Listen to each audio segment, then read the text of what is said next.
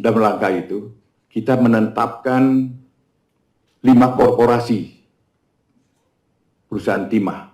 Ada 5 korporasi yang akan kami jadikan dan hari ini akan diumumkan.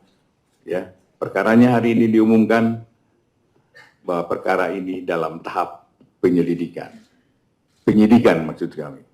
Dalam tahap penyidikan. Nanti Jampitsus yang akan menyampaikannya. Yaitu yang pertama adalah PT RBT, yang kedua adalah PT SB, yang ketiga PT SIP, yang keempat PT TIN, dan yang kelima PT PIP. Tentang kerugiannya nanti mungkin akan diperjelas oleh Pak Jampitsus.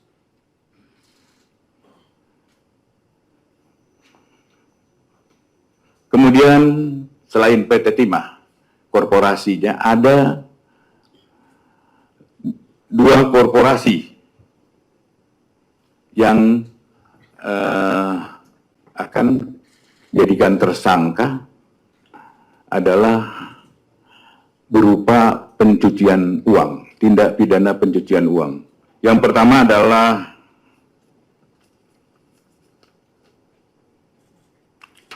PT AL atau PT Alpaledo.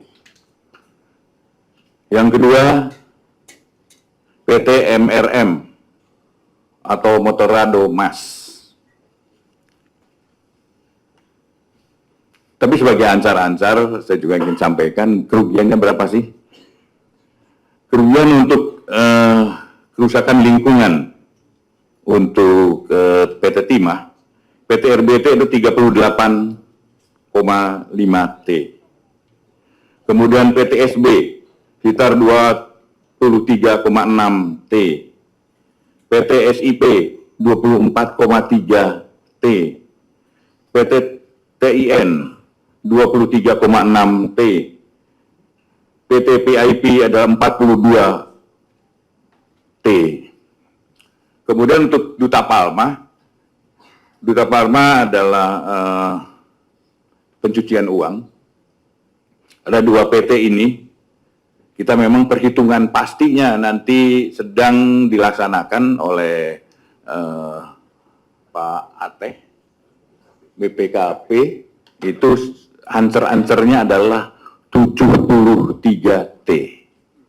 Itu yang pencucian uang dari Duta Palma. Kemudian untuk DES,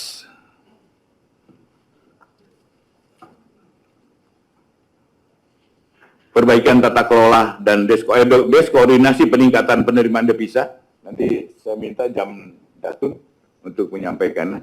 Tetapi untuk sebelum melangkah ke DES yang kedua adalah saya minta Saudara Jampitsus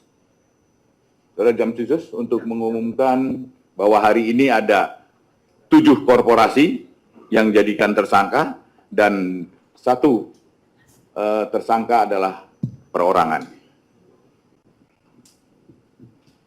Yang perorangan ini perlu teman-teman tahu namanya CD, Direktur Utama Aset Pasifik. Siapa dan mengapanya nanti Pak Jampitsus untuk menyampaikan. Silakan. Terima kasih. Izin Pak Menko, Pak Jaksa Agung. Rekan-rekan media, jadi sebagai tindak lanjut penanganan perkara PT Duta Palma Group, ada penetapan tersangka seperti yang telah disampaikan oleh Pak Jaksa Agung. Ini berdasarkan alat bukti yang cukup dan tentunya ini adalah kepentingan untuk memenuhi nantinya kerugian keuangan negara maupun kerugian perekonomian negara. Sehingga perlu dilakukan penyidikan TPPU, pencucian uang, terhadap yang pertama adalah Seri Darmadi. Yang bersangkutan adalah Direktur Utama PT Aset Pasifik dan yayasan Darmex. Sehingga ini akan kita proses sebagai tersangka TPPU. Kepentingan TPPU tentunya rekan-rekan media sudah tahu, ini akan kita seluruh data, aset-aset yang terkait dari kejahatan pokok yang sebelumnya telah diputus. Yang kedua, ada 2 korporasi yang kita majukan kembali, yaitu korporasi PT Alvaledo dan korporasi PT Monterado Mas. Nah, ini tambahan ya, korporasi yang lain juga sudah proses sidang dan ini ada tambahan. Ini pengembangan dari alat bukti dan aset-aset yang telah diidentifikasi oleh penyidik terkait TPPU. Dan ini dalam rangka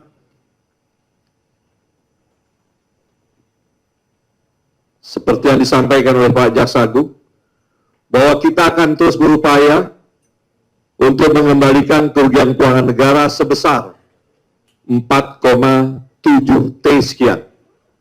Dan di perkara Surya Darmadi ini juga jaksa menuntut kerugian perekonomian negara sebesar 73,9 T. 2 ini akan kita upayakan melalui proses penyidikan TPPU seperti yang telah kami sampaikan. Yang kedua adalah pengembangan perkara tindak pidana korupsi PT Timah. Dapat saya jelaskan di sini agar tidak simpang siur di publik mengenai pembebanan uang pengganti yang termasuk tadi disampaikan oleh Pak Jaksa Agung, dan tentunya publik juga masih bertanya-tanya kenapa nilainya sekian ratus miliar, 200 miliar sekian untuk Harvey Muiz. Ini dapat saya jelaskan bahwa ada 3 klaster perbuatan yang berakibat kerugian. Yang pertama mengenai adanya kerjasama sewa alat atau smelter pihak swasta dengan PT Timah. Kemudian yang kedua, adanya perbuatan tentang transaksi timah dari PT Timah yang dilakukan penjualan oleh pihak swasta. Dan yang menjadi pertanyaan besar di publik adalah kerugian lingkungan hidup. Atas kerusakan ekosistem ini, hakim sependapat, saya garis bawahi ya, hakim sependapat bahwa kerusakan lingkungan hidup ini adalah kerugian negara dalam kualifikasi tindak pidana korupsi. Yang menjadi pertanyaannya adalah, siapa yang menanggung kerugian kerusakan lingkungan hidup ini? Oleh karena itu, dari alat bukti, penyidik memastikan peran dan berapa uang yang diterima oleh masing-masing tersangka. Nah, itulah yang menjadi pertimbangan bagi jaksa penuntut umum untuk melakukan pembebanan uang pengganti. Oleh karena itu, hasil ekspos, Jaksa Agung memutuskan bahwa kerugian kerusakan lingkungan hidup ini akan kita bebankan kepada perusahaan-perusahaan sesuai dengan kerusakan yang ditimbulkan oleh masing-masing perusahaan tersebut. Dan itu juga sudah ada dalam putusan pengadilan. Sehingga ditetapkan yang pertama adalah korporasi PT Refined Bangka Tim atau PT RBT. Yang kedua, korporasi PT SIP atau PT Stanindo Inti Perkasa.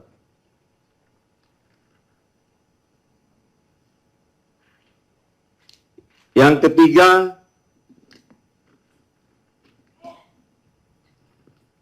korporasi PT Timindo Interlusa. Keempat, PT Sariguna Bina Sentosa. 5, CV Venus Inti Perkasa. Supaya tidak simpang siur kembali di publik, tentunya akan ada pertanyaan masing-masing berapa perhitungan kerugian akibat kerusakan lingkungan yang telah dilakukan oleh perusahaan tersebut.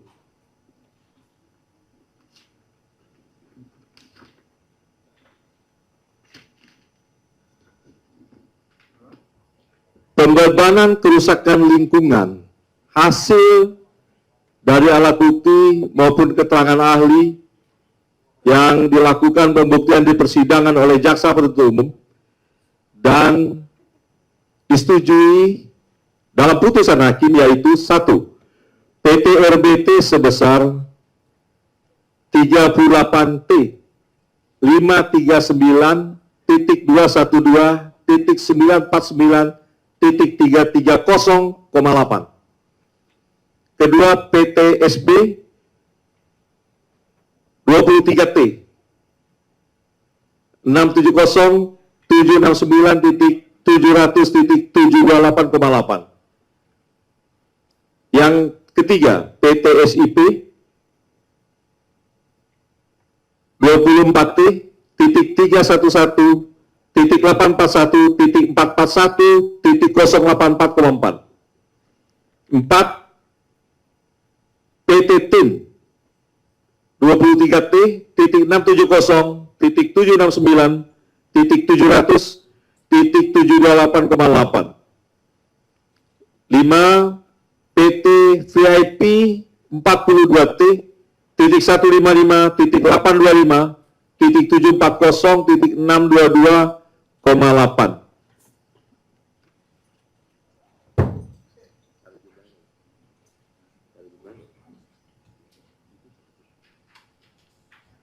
Ini sekitar jumlahnya 152T.